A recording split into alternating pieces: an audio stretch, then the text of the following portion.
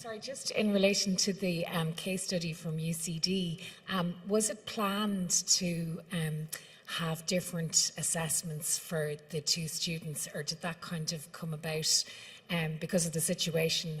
And would you have difficulty with not having offered that to everybody, so that these individuals were then kind of others, I suppose, in the group? Is this working? Yeah. Sorry, the UDL element is UCD, but I'm actually from Kilkenny Carlow-ETV. So what the UCD connection is, UCD oversee the delivery of UDL training. So yeah, very super all. Okay, yeah. You're asking me about the assessment. The assessment started off as an assessment brief for written work, but we built it in that as an option for all learners, and two of them availed of it. So, yeah.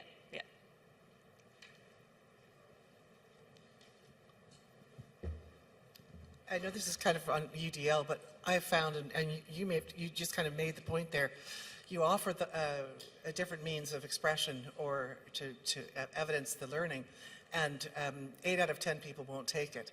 But for the 2 that do, it could be life-changing. The idea that you can present some work as a visual essay as opposed to a written essay, that you can do a podcast, say, or something like that, can revolutionize. And I think that's something we have to consider with RPL as well. How do we assess the students that are coming in? Are we offering them multiple means of expression in how they're putting their case forward to evidence their learning? And I think sometimes it's important to maybe stretch ourselves as assessors and realize that, you know, we don't hold the keys to the kingdom. Actually, they do. And it's our job to meet them where they are and find a way that, because I'll tell you, we'll learn a lot more from them than they ever will from us. And if we close them out of the system, we're just making a huge mistake, in my opinion, in my humble opinion. Following on from that, I might just ask a question. I'm just curious about, I suppose, in terms of, you know, we hear many different examples, I suppose, from different jurisdictions today. But again, I suppose, kind of going back to the concept of the conference, I suppose, and putting, I suppose, the learner at the centre of it, and kind of, you know, democracy is an individual thing. I suppose my question is getting to the point about how real is that, I suppose, democracy, or what enables that in terms of the learner having the most appropriate outcome, I suppose, in terms of the learner that would be presenting to each of your individual programs. What enables that? Is it guidance? Is it support? Is it interviews? Is it structures? Is it, do you know what I mean? There's many different things that, you know, depending on an organisation that a learner approaches, the experience will be vastly different. Either, oh, we can't do that, or, oh, come with us and we'll show you the direction. I suppose maybe people could learn, I suppose, maybe from the structures or the systems or the processes maybe that you have in place in your organisation to enable, as enablers. I don't know if anybody wants to, it's kind of an open question, if anybody wants to be brave enough to...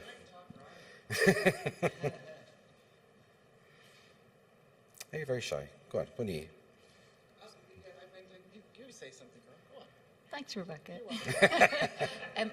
Some of the enablers that we have, I suppose, encountered in our work, and also from research in other jurisdictions, we know that the support for applicants is really important in some settings. So guiding a candidate through the process can be particularly significant, and we know research, particularly from the US, demonstrates that where there's guidance in place, so that's mentoring or advisory type roles, that those candidates are generally successful in their application, and once they're in and completing their course of study, they actually outperform regular candidates, if you like. So we know that particular components. So that structural piece that you mentioned, Alan, you know, what structures are necessary.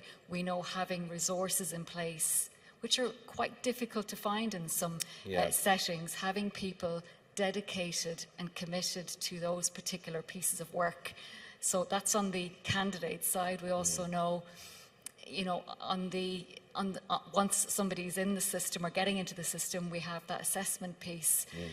we know the challenges around assessment are that, you know, different disciplines will focus on different assessment strategies or tactics. So Amanda mentioned earlier about Clive, who did a fantastic piece of work with a candidate and used the interview was recorded. We know they're quite time-demanding pieces of work to do. So we need, I think, you know, RPL to be everybody's responsibility. And that's a grand, fine thing to say, but to make that happen, RPL needs to be part of everyone's job.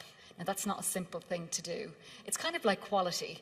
You know, way back 20 years ago, you know, quality was something that, you know, everyone said, yeah, quality assurance in higher education. We now know today that quality assurance is everybody's job in, you know, higher education in particular. I can't speak for FE, but we know that's how it is today. Everybody in what they do, you know, they're always thinking around quality assurance.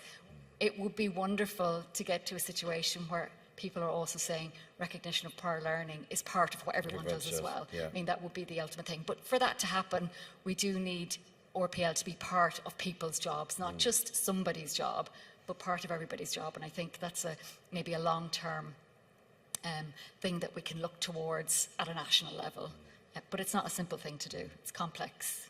And I know, like, with this audience, we're probably preaching to the choir a little bit, because we're already kind of, you know, we agree with the concept and the principle. But if you want to try and, I suppose, pivot an organisation, you mentioned about SCTU earlier on, kind of, it'd be great if we're doing more. Everyone thinks it'd be great if they were doing more.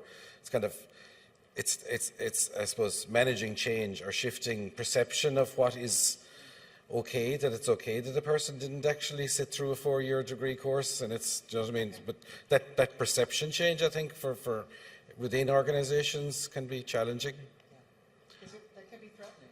You know? Threatening, People feel yeah. very threatened by that, and they absolutely shouldn't. You know, because it's a. Oh, I'm sorry. Yeah.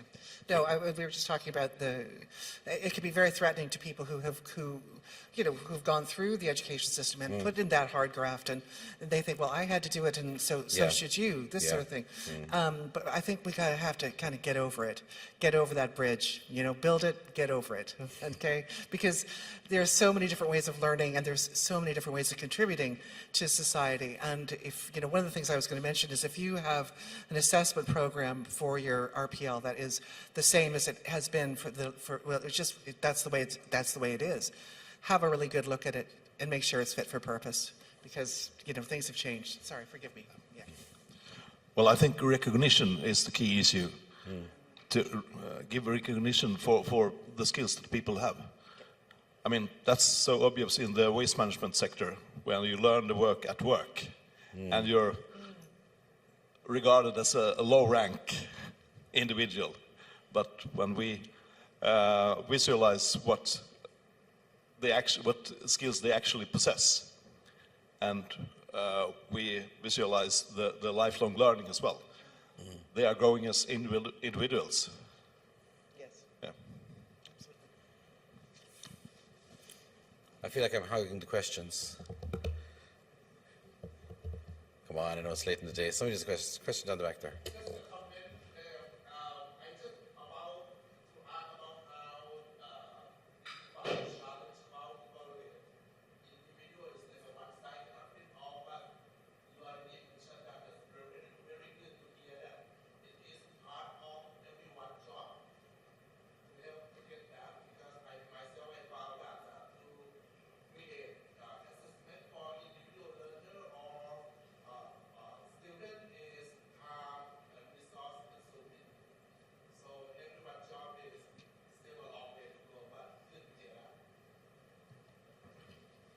Job.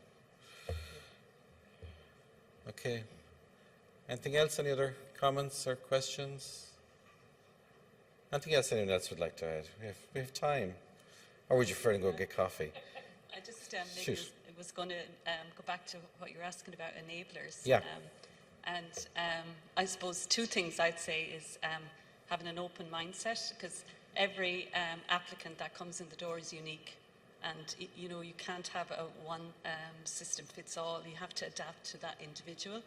And the other enabler, and I'm quality assurance, so I'm going to say this, but a policy, having a policy as a framework so that you have a process and you have a procedure is really, really important.